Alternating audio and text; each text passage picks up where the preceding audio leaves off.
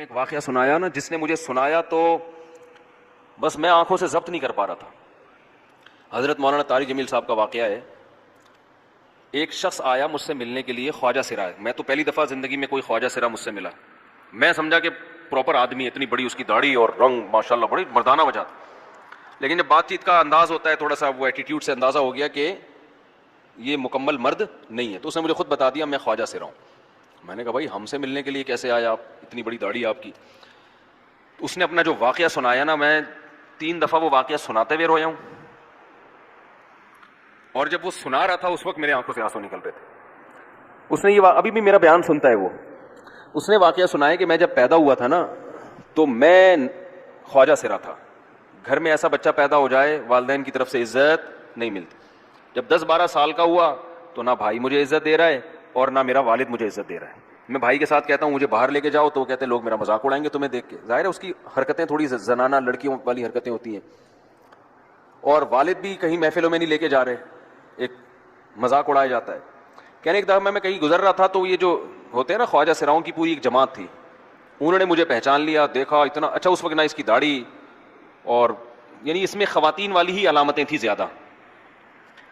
تو انہوں نے مجھے کہہ رہے اتنی عزت دی، کھانا کھلایا اور اپنے گرو کے پاس لے کر گئے. اور گرو نے کہا کہ تم ہمارے ایجنٹ بن جاؤ، ہم تمہیں پھر ڈانس ماس کروائیں گے، آدھے تمہارے آدھے ہمارے، جو بھی اس کا سیٹ. کہہ رہے مجھے پہلی دفعہ کہیں عزت ملی.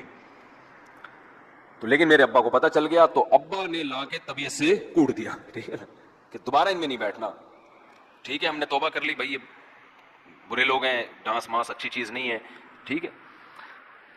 تو اب کیا ہوا، کہتے ہیں کہ پھر جو ہے نا کچھ دنوں میں کہیں کسی سے جھگڑا میرا ہوا کسی بات پہ، تو اس نے انتقام لینے کے لیے شکایت لگا دی ابا کو کہ یہ دوبارہ ان کے پاس گیا. حالانکہ وہ جھوٹی شکایت تھی. اب ابا کو لگا کہ یہ صحیح کہہ رہا ہے جس نے شکایت لگائی ہے، کیونکہ شبہ تو تھا نا ابا کو دوبارہ جائے گا.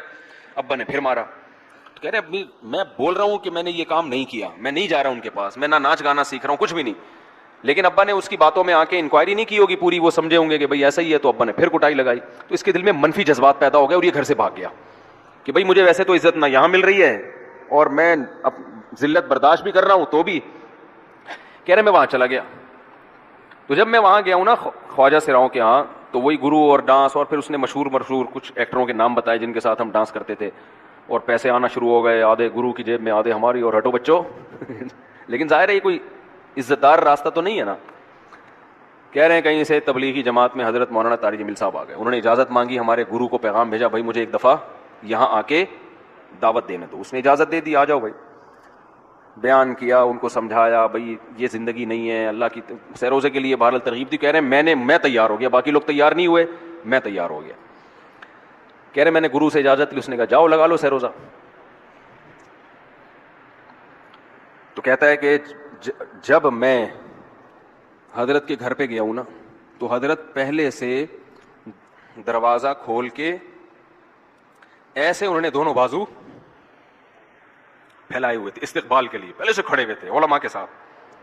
کہتے اتنے مشہور آدمی، اتنی بڑی سیلیبریٹی، اور اتنے بڑے بڑے علماء، ان کی پگڑیاں، ان کے اتنا خوبصورت لباس، جو خود عزت دار لوگ ہیں. کہہ رہے ایسے جو ہے نا میرے استقبال کے لیے دونوں بازو پھیلا کر کھڑے ہوئے، اور ایسے مجھے بیٹا بنا کے نا اپنے سینے سے لگایا کہ تو میرا بیٹا ہے. کہہ رہے خدا کی قسم مجھے زندگی میں پہلی مرتبہ ایسی عزت ملی مجھے کسی سے. اور اس عزت دینے میں مولانا کا کوئی مفاد، بولو بھائی، کچھ بھی، بلکہ ذلت ہوگی نا. لوگ کہتے ہیں خواجہ سرا کو بیٹا بنایا ہوا ہے، اور اس وقت تو اس میں بیچارے میں کچھ زنانہ سی علامتیں بھی تھیں. تو خواجہ سرا کو کیا دے رہے ہیں؟ عزت دے رہے ہیں. کیا کسی تاجر پہ محنت کرو تو تھوڑا چندہ دے دے گا مدرسے کو، ایسا ہی ہے نا. اور کسی افسر پہ محنت کرو تو تعلقات کیا ہو جائیں گے جب وہ دین پر آئے گا. تو اس سے کیا فائدہ اس کو. تو اب باپ ایسے ان لوگوں کو ریجیکٹ کر دیتے ہیں، بھائی اپنانے سے. کہہ رہے مجھے یہ اپنا رہے ہیں، ایسے سینے سے لگایا انہوں نے، اور مجھے سیروزے کی جماعت میں اپنے ساتھ لے کر گئے، کھلاتے تھے، بڑا خیال رکھوایا میرا. کہہ رہے اس کے بعد پھر میں نے گرو سے اجازت لی. وہ گرو چھوڑتے تھوڑی، ان کو پیسے ویسے دیے، جان چھڑائی نا، وہ بھی غلامی کی طرح نکلنا پڑتا ہے. پیسے دیے پتہ نہیں کتنے لاکھ یا کتنے ہزار روپے. وہاں سے پھر نکل کے 4 مہینے اس میں بھی خیال کیا. تو پھر تبلیغ کے بزرگوں سے ملا، پھر انہوں نے پورا مجھے بتایا کہ بھائی تم یہ علاج کرو تاکہ تمہارے اندر یہ زنانہ علامتیں ختم ہو. تو وہ علاج کر رہا تھا ماشاء اللہ, انجیکشن لگے, انجیکشن میں ڈاکٹروں کی بھی مدد کروائی. یہ ایسی این جی او ہے میرے بھائی جس کو کوئی بھی این جی او نہیں کہتا, نہ ان کے کوئی اشتہار آ رہے ہیں. کتنے لاکھوں لوگوں کو اس طرح سے یہ لے کر بھی آئے اور ان کے مسائل بھی حل کیے, مگر نہ کوئی ویڈیو بن رہی ہے, نہ کوئی اشتہار آ رہا ہے. یہ تو اس نے خود مجھے بتا دیا نا, اور اس نے کہا ایسے سینکڑوں لوگوں کے ساتھ ہوا ہے. تو اس کی ماشاء اللہ داڑھی نکل گئی. اس نے کہا آہستہ آہستہ میں, اللہ سے امید ہے کہ مکمل مرد بن جاؤں گا میں. تو یہ ہے وہ دعوت جس میں آپ کا کوئی مفاد, بولو,